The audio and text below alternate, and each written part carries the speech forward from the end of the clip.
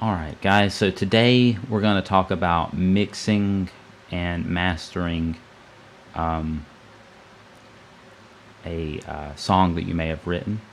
We're going to actually be looking at the Blood Tributary album, or the song from the album Labyrinth of Tongues, the self-titled song. So the way I like to start, if I'm using a virtual instrument, or if I'm actually having like a drummer play, on this one we have a virtual instrument, but you want to have your tempo, you know what tempo you're going to do it at. And rather than use a metronome, I use one of these virtual instruments, just because I like it better. Like, I could do a click, click, click, or I could have a virtual instrument. And on this one we have it at 6/8. I think technically the time signature is 3/4, but same thing, 6/8, 3/4, close enough anyway. But I don't think you actually have the option to do 3/4 in Reaper. Maybe you do. Maybe you can inform me of something. But I always just click on 6/8. And basically, you record the tracks that you want, and I use the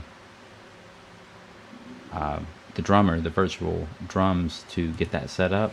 So in order to do that, you'll just basically go to the virtual drum kit. I've used MT Power Drummer, and it's pretty cool. You can adjust some things here. You can add compressors to it, all kinds of stuff. And you get here, and you just go in and program what you would like. And we can actually go here, and you have your snare here, foot. I think this is a hi-hat here. Yeah. And you just program it in here how you'd like it.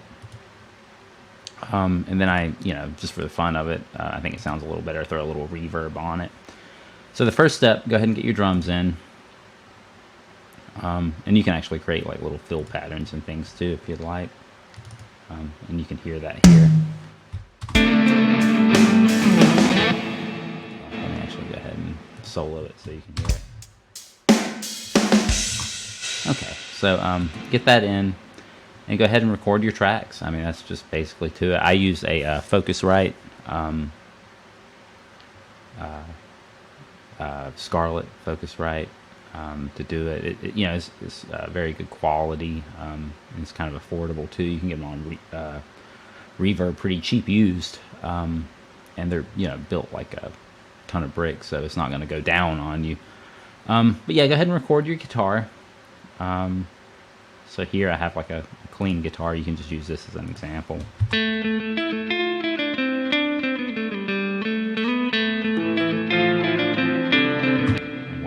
Here is just like a little bass line to go with the guitar. I actually used the guitar to do this bass line because I didn't want like a really low pitch. You can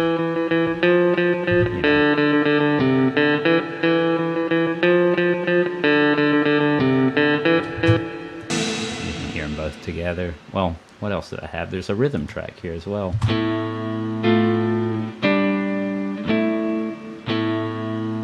This gives it a little atmosphere.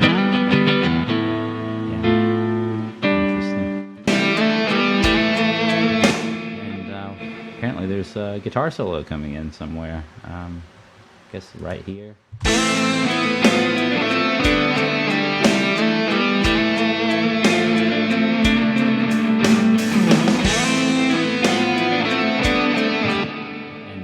And you can do several takes. You can sit until you find one that you like. This little solo run thing I have right here, I have several takes, and I just pick the one that I like the best. Different ways you might want to play it. Just see how it fits. And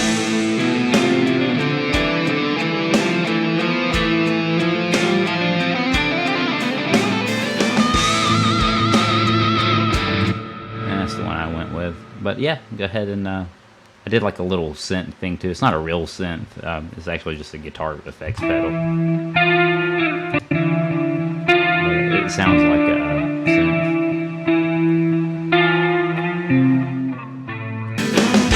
The way you do that is basically you'll need a virtual amp. You'll need a VST.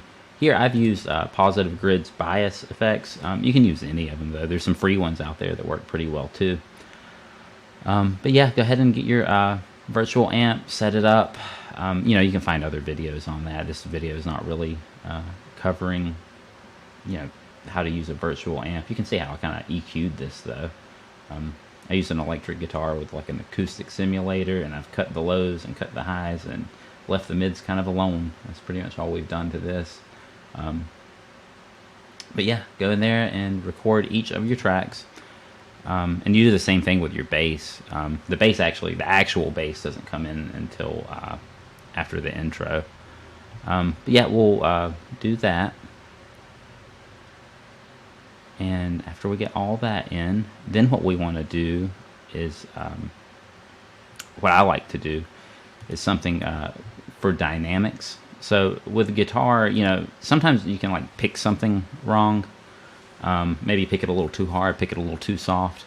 And what you can do is you'll see, if you do that, you'll see these spikes. And what you can do is you can go to the track that you've done, right click it, take a volume envelope, and you can actually go in here and I'll actually, if I can zoom in a little bit, I just gotta wait for it to load. Okay, there we go. Okay, and we'll actually adjust the dynamics with that volume envelope, and you can do that by, you know, after you add the volume envelope, you press Control, and you can, you know, if there's like a little spike right here, you can actually go in and cut it out, let off of it. But yeah, you get it where you want. Basically, you want these waveforms to look as smooth as possible if you want it, unless you want the dynamics, unless you want something to stand out. This is just like a little clean guitar riff, so we want it smooth, so we can hear it.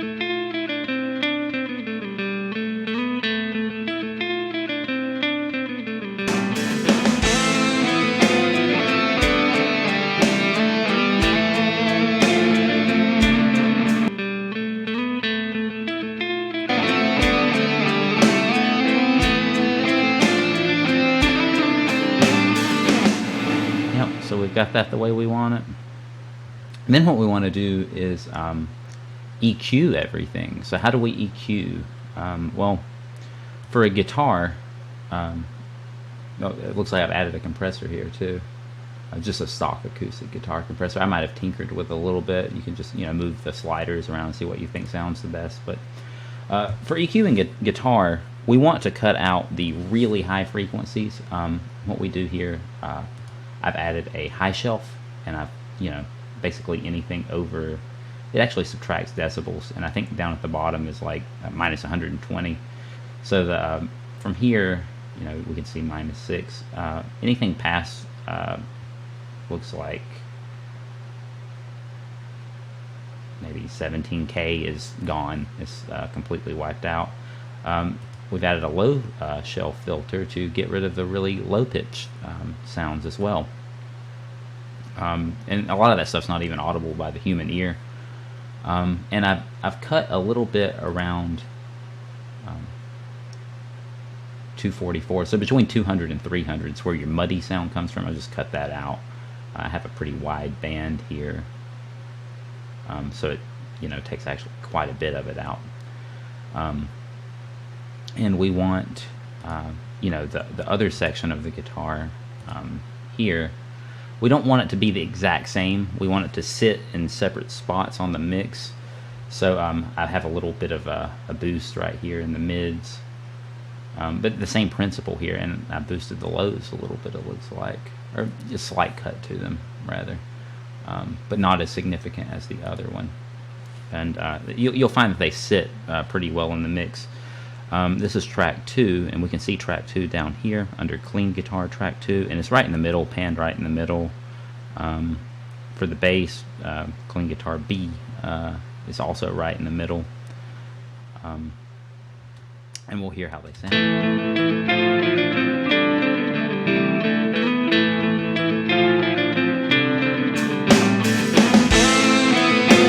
Alright, so the lead guitar, oh, there's actually this little rhythm section here. We can hear that if you'd like.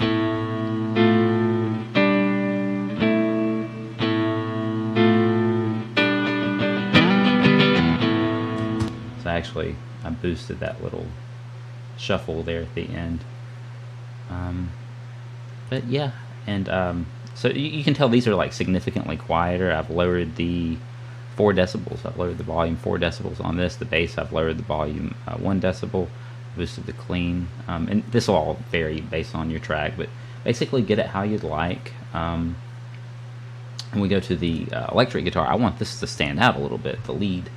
So, and I've basically done the same thing here. I think that's high shelf here, low shelf here, cut the muddy sound between 200 and 300, but I've boosted around 5,000 the highs and a little bit on the mids, just for a little bit of clarity, and I just like that sound. And we can hear, you can hear it when it comes in, how it pops out a little bit more, because there's nothing in that frequency on the other tracks that have been boosted.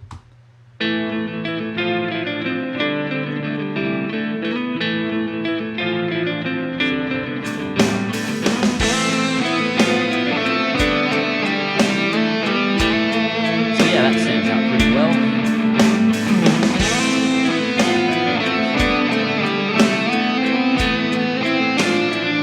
We'll just listen to this for the bass.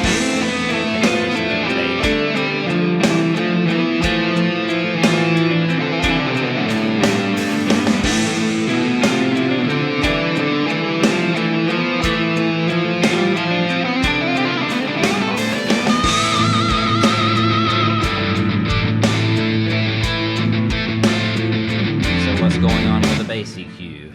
Okay, so the bass EQ, we cut all the highs out, and it just sits right here. Actually, you really normally don't want to do this. It's just more of a volume control, but yeah, we've got a low shelf here and a high shelf on 4. And what I've done on 3 is I've just taken that band so it doesn't fall completely off, and I drug it to the top right, and you can see what that does whenever I adjust it here.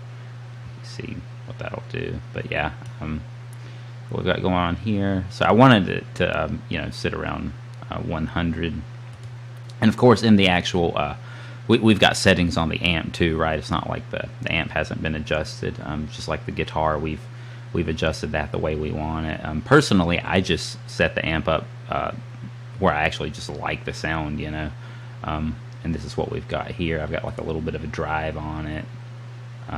Haven't done anything with the EQ other than basically everything's just sitting in the middle. I might have cut the presence back and the gain up. So yeah, we've got that in here on the bass, and we'll listen to that. You can listen to it by itself too.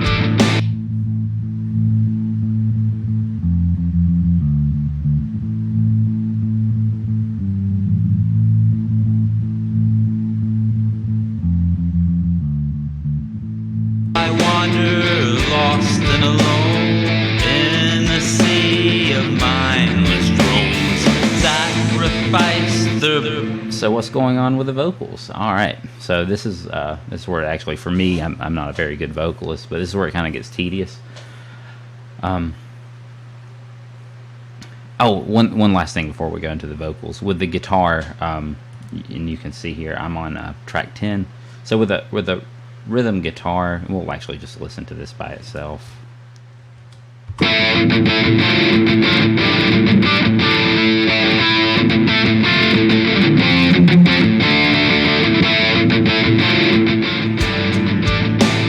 So what's happened is, I boosted it a little bit because I like the sound I like the mid crunchy sound, but on track 10, I've panned it all the way to the left, and you'll see another rhythm guitar track, track 5, which is panned all the way to the right. So together, they'll sound like this. So one to the left, one to the right. If we cut one out, there's highs on one, mids on the other. And I think that's actually adjusted more in the amp simulator. But that's how it's set up. You can actually go just know that's kind of what I did. They're not the EQs are different on each of those tracks, so one will kind of like sit differently in the mix, and you'll be able to hear them separately. And the reason why you'll hear like a harmony that I'll do later is the reason why I set it up like that. But it makes it sound fuller whenever you do that, just panning the tracks in different directions, and having the EQ profile is just a little different. Okay, so let's see here.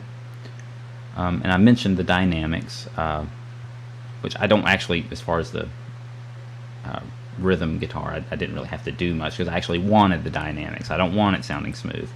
I want it to stand out, the da, ticka, ticka, da, ticka, ticka, da. You know, I want it to pop. With this clean guitar bit here, though,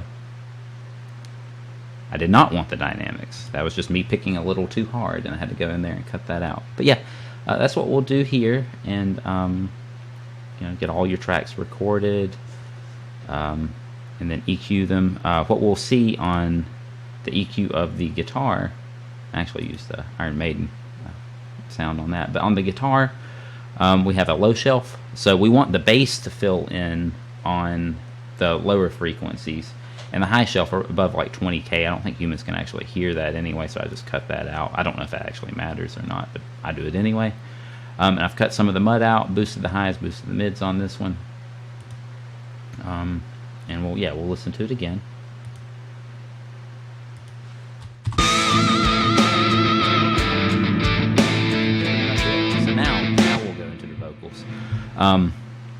So yeah, what's going on with the vocals? Like you can see, I've done a lot of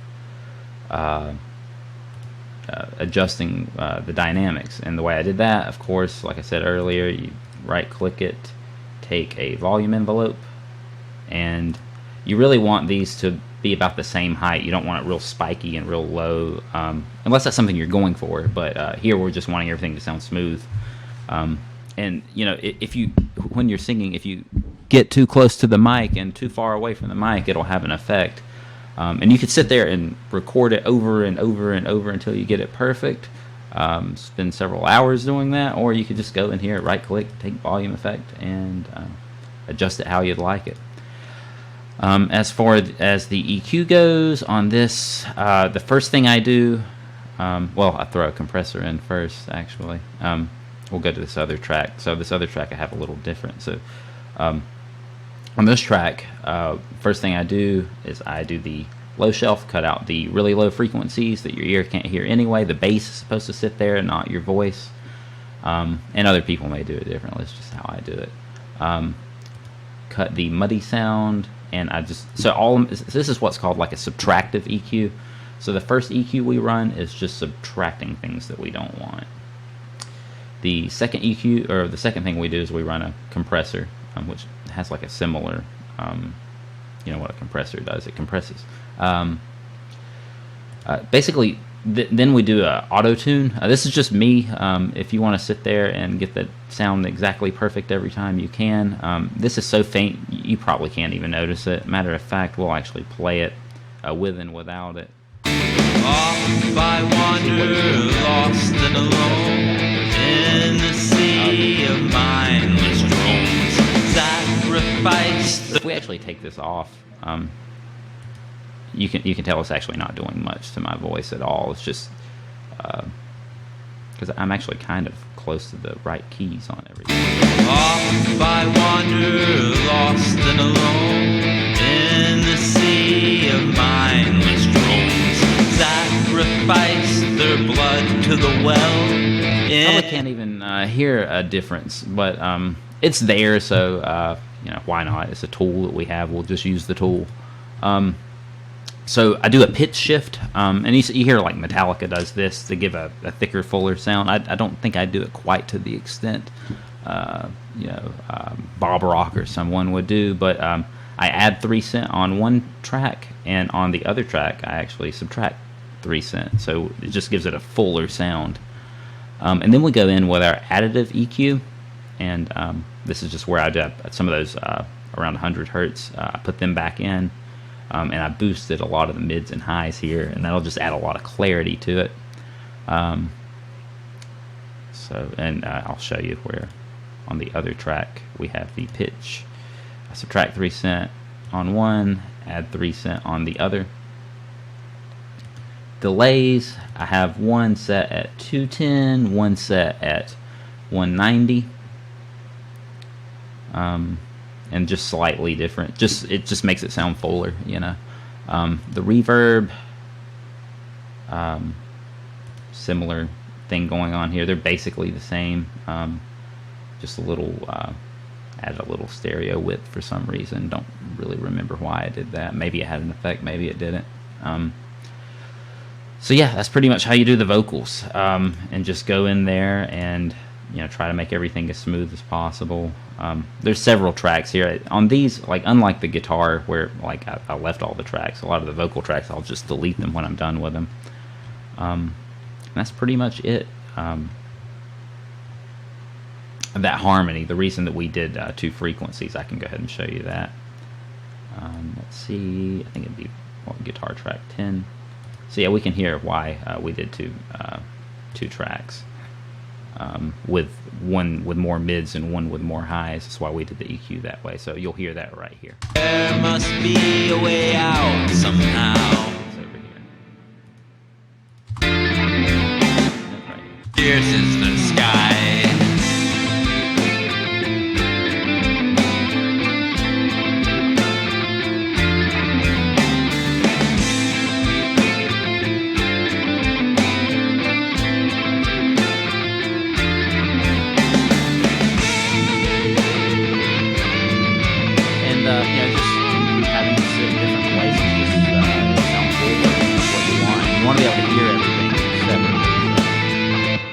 That's pretty much it for the mixing. That's pretty much all I do as far as mixing goes. And that's not to downplay it, like it can be time consuming, but then what we do is we do our master. So the master, I do every one of them the same way. I do a low shelf, cut out some of these lows that you can't really hear anyway, and do the same thing with the highs, with a high shelf rather. Cut out some of the mud and add a little clarity in the middle, and you'll just have to sit there with your own recordings and see what needs to be done. I mean, like, there's some of this stuff you might not actually want to, you know, remove some of these. Like, maybe it's not muddy and you're losing stuff whenever you're losing, you know, good sound whenever you're subtracting around 200 to 300. Maybe you don't want to remove that. Maybe it's too bright, and instead of, you know, boosting here for adding clarity, you might want to subtract.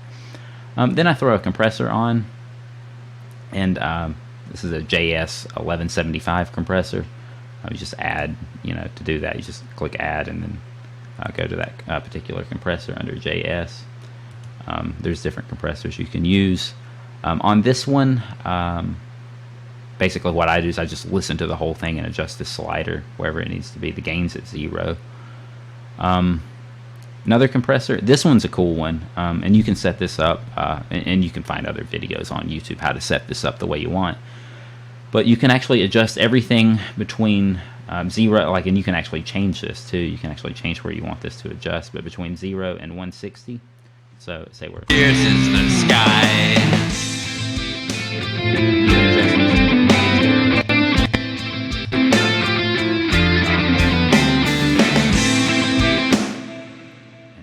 Go through these and adjust them individually. And like I said, we can't, like, this would be a whole video going through and adjusting all this. Same thing with programming the drum kit. We, you know, can't get into all that. If you want me to make a video on that, I can. It's just, it's very, you know, it's a lot to this. Then we add some saturation. This gives it that, you know how like a vinyl will sound different. So this is like kind of like an artificial way of adding those harmonics that would, you know, probably appear that if you had recorded it on analog. I just put it at 36% here because too much is, you know, like it just overdoes it. But yeah, it gives you a more analog, authentic sound. Throw you a limiter on it, and you know, get your volume where you want it. Around, I think 13 lufs is the loudness that like Apple Music or something like that may use. Fierce is the sky. But yeah, go ahead and get that in there, mix it, master it, go over here, file, render, you know, set it how you'd like to render it as like a WAV file or whatever you want to render it as. And that's pretty much how you use Reaper to edit and or to mix and master. That's pretty much all there is to it. And I'll link, the music, the album that we made. If you want to listen to that, it'll be here as well. But yeah, I hope you guys have enjoyed the guide. Any specific questions, just send a message. I might make a video when I get around to it. But yeah, see you guys.